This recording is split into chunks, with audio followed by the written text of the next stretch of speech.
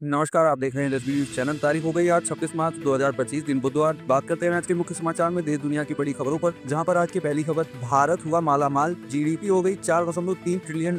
जानिए कब अमेरिका और चीन से निकलेगा आगे। भारत पिछले 10 वर्षों में दुनिया की सबसे तेजी से बढ़ती प्रमुख अर्थव्यवस्था रहा। अंतर्राष्ट्रीय मुद्रा कोष या IMF की नवीनतम आंकड़ों से पता चलता है कि पिछले दशक में भारत की जीडीपी में 105% की जबरदस्त वृद्धि हुई। IMF के अनुसार भारत की जीडीपी वर्तमान में $4.3 ट्रिलियन है। 2015 में जीडीपी $2.1 ट्रिलियन थी। जब नरेंद्र मोदी का प्रधानमंत्री के रूप में पहला कार्यकाल 1 साल से भी कम समय का था, तब से भारत ने सकल घरेलू उत्पाद या जीडीपी के मामले में अपनी अर्थव्यवस्था को दोगुना से अधिक कर लिया। पंजाब के स्वयंभू ईसाई धर्म प्रचारक बजिंदर सिंह पर एक और केस दर्ज। पंजाब पुलिस ने मंगलवार को एक महिला की शिकायत के आधार पर स्वयंभू ईसाई धर्म प्रचारक बजिंदर सिंह के खिलाफ मारपीट और अन्य आरोपों में मामला दर्ज कर लिया। कुछ दिनों पहले ही सोशल मीडिया पर एक वीडियो वायरल हुआ था, जिसमें स्वयंभू ईसाई धर्म प्रचारक द्वारा महिला को थप्पड़ मारते हुए और उससे बहस करते हुए देखा गया था। मोहाली पुलिस ने 35 वर्षीय महिला द्वारा वरिष्ठ पुलिस अधीक्षक कार्यालय में शिकायत किए जाने के बाद दर्ज हुए मामले की जाँच शुरू कर दी। वह मंगलवार को मुल्लापुर में पुलिस के समक्ष पेश हुई और अपना बयान दर्ज कराया। पर्यावरण संरक्षण में दुनिया का नेतृत्व कर रहे हैं पीएम मोदी। केंद्रीय गृह मंत्री अमित शाह ने मंगलवार को राज्यसभा में कहा कि एक बात पूरी दुनिया निर्विवाद रूप से स्वीकार कर चुकी है कि आज प्रधानमंत्री नरेंद्र मोदी पर्यावरण के संरक्षण में पूरी दुनिया का नेतृत्व कर रहे हैं। इसी कारण उन्हें संयुक्त राष्ट्र में चैंपियंस ऑफ अर्थ की उपाधि देकर सम्मानित किया गया। आपदा प्रबंधन संशोधन विधेयक 2024 पर चर्चा के दौरान गृह मंत्री ने यह बात कही। बाद में विधेयक सदन में पारित हो गया। इसे लोकसभा की मंजूरी पहले से ही मिल चुकी है। काला सागर सुरक्षा समझौते पर सहमत जताने से रूस को क्या मिलेगा? रूस ने मंगलवार को कहा कि अमेरिका ने काला सागर में समुद्री सुरक्षा समझौते पर सहमति जताने के बदले में फूड, फर्टिलाइजर और शिपिंग कंपनियों पर लगे प्रतिबंधों को हटाने में उसकी मदद करने पर सहमति जताई है। वहीं अमेरिका ने कहा कि रूस और यूक्रेन ने एक दूसरे से ऊर्जा प्रतिष्ठानों पर सैन्य हमले नहीं करने पर भी सहमति जताई है। यदि ये समझौते लागू होते हैं तो ये समझौते व्यापक युद्ध विराम की दिशा में अब तक की सबसे बड़ी बात होगी। वाशिंगटन इसे यूक्रेन में रूस के 3 साल पुराने युद्ध को समाप्त करने के लिए शांति वार्ता की दिशा में एक बड़े कदम के रूप में देखता है।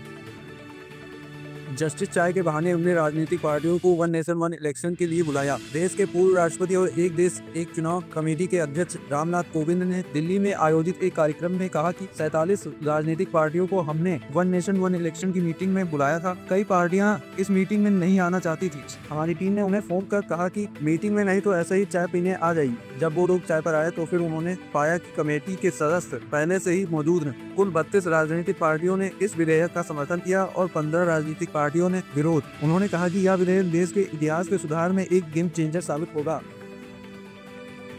इससे बढ़िया कोई एहसास नहीं। जीत के बाद दिल से बोली पंजाब किंग्स ने IPL 2025 में गुजरात को 11 रन से हराकर मेगा इवेंट में अपना श्री गणेश किया और जीत के बाद कप्तान श्रेयस अय्यर बहुत ही ज्यादा खुश दिखाई पड़े। हालांकि वह 3 रन से शतक से चूक गए, लेकिन इसका उन्हें बिल्कुल भी मलाल नहीं रहा और न ही उन्होंने बिल्कुल भी इस बात का जिक्र ही किया।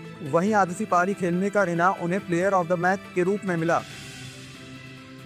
यूके भारत का था, है और रहेगा। यूएन में भारत ने साफ कहा पाकिस्तान को खाली करना होगा कब्जा। भारत ने संयुक्त राष्ट्र में पाकिस्तान की आलोचना करते हुए कहा कि वह जम्मू कश्मीर के क्षेत्र पर अवैध रूप से कब्जा जारी रखे हुए जो उसे खाली करना होगा। ये टिप्पणियां सोमवार को संयुक्त राष्ट्र में भारत के एक स्थायी प्रतिनिधि राजदूत पार्थवानेली हरीश ने संयुक्त राष्ट्र शांति अभियानों में अनुकूलता को बढ़ावा देने पर संयुक्त राष्ट्र सुरक्षा परिषद UNSC की बोली भाषण की। वह पाकिस्तान के कब्जे वाले कश्मीर के संदर्भ में बोल रहे।